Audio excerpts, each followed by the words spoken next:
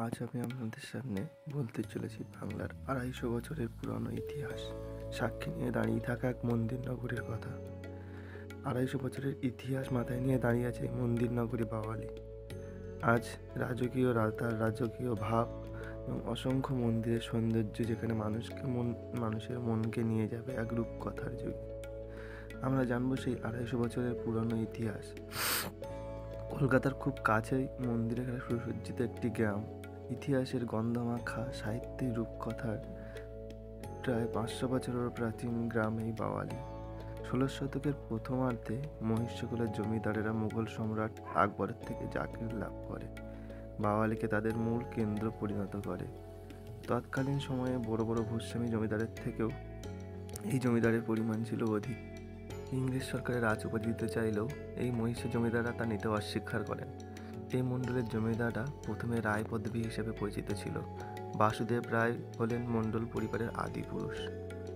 এই বাওয়ালি গ্রামের বহুদূর পর্যন্ত ছিল টালিগঞ্জ, তারাতলা, বজবজ, বেহালা, আমতলা, বাঁকড়াহাট, বিড়লাপুর, আছিপুর সবই ছিল এই জমিদারদের অধীনে। সাহিত্য, সংস্কৃতি, অর্থনীতি, ব্যবসা বাণিজ্য সব দিক থেকে এদের উন্নতি ছিল। নান্দনিকতার প্রকাশ্যে পেত রুচিবোধ আভিজাত্যের মধ্য দিয়ে।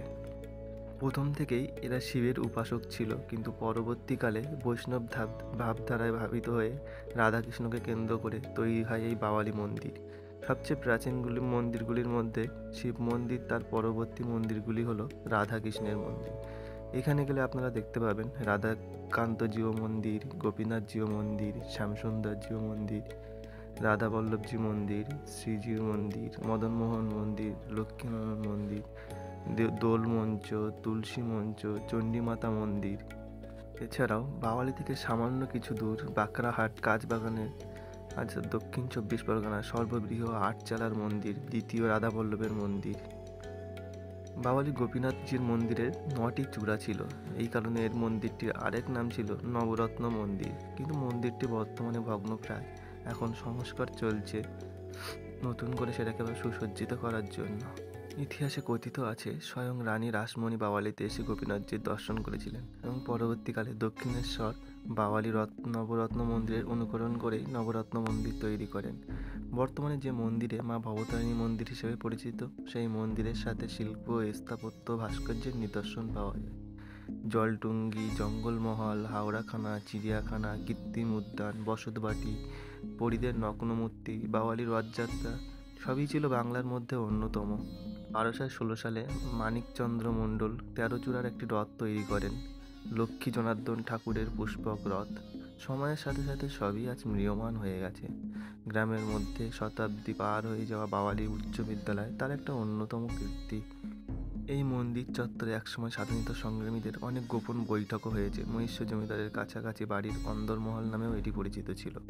বাওয়ালিতে প্রতিটি উৎসব পালন হয়, মেলাও হয়, যেমন বৈষ্ণব কেন্দ্রিক করে গোষ্ঠ মেলা, রাস মেলা, ঝুলন মেলা, পূর্ণিমা তিথিতে মেলা হয়, রথ মেলা, ফাগুন মাসের ফুলদোল মেলা। এই মন্দির চত্বরের পাশেই আছে বাওয়ালি জমিদারদের রাজবাড়ি, যেটা এখন বিলাসবহুল রিসর্টে পরিণত হয়েছে। বাওয়ালি রাজবাড়িতে এখন সিনেমার শুটিং এবং বিভিন্ন ভ্রমণপ্রিয় মানুষদের এদের জায়গা হয়ে উঠেছে এটি। এর থেকে একটু সামনে গেলেই আপনি দেখতে পাবেন ফার্ম হাউস এবং প্রতিটি ঘরের নামগুলো এক অদ্ভুত সুন্দর নামে নির্মিত করা হয়েছে। একটা গাছবাড়ি, কোনোটা সাহিত্যের নির্যাস। সাহিত্যপ্রেমী মানুষদের মন ছুঁয়ে যায় এই সব নামগুলি। অনতি দূরে বয়ে চলেছে গঙ্গা, আপনি চাইলে গঙ্গা থেকেও ঘুরে আসতে পারেন। এই গঙ্গার পাড়ে বসেই বাংলার অন্যতম সাহিত্যিক আব্দুল জব্বার লিখেছিলেন ইলিশ মাটির বা চর। কথিত আছে বহু বছর পূর্বে গঙ্গাসাগর মেলার সময় সাধু সন্ন্যাসীরা গঙ্গায় স্নান করে আগে বাওয়ালি মন্দির দর্শন করতে যেতেন। বাওয়ালি মন্দিরের গুপ্ত বৃন্দাবন।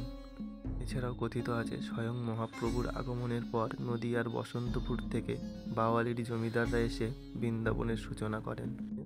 বর্তমানে এই ভগ্নপ্রায় মন্দিরগুলি নবনির্মিত হচ্ছে। মন্দির কমিটি এবং সাধারণ গ্রামের মানুষের উদ্যোগে নবরূপে সেজে উঠছে এই বাওয়ালি মন্দির। মন্দির সংস্কারের কার্য সম্পন্ন হওয়ার পর পুনরায় বাওয়ালির নববৃন্দাবন হিসেবে পরিচিত হবে বাংলার মানুষের কাছে। তাই যারা ভ্রমণ পিপাসু, যারা পুরানো ঐতিহ্যের খোঁজে আছেন, যারা পুরানো জায়গায় যেতে ভালোবাসেন, তারা একবার হলেও ভ্রমণ করে আসতে পারেন আমাদের এই বাওয়ালি মন্দির।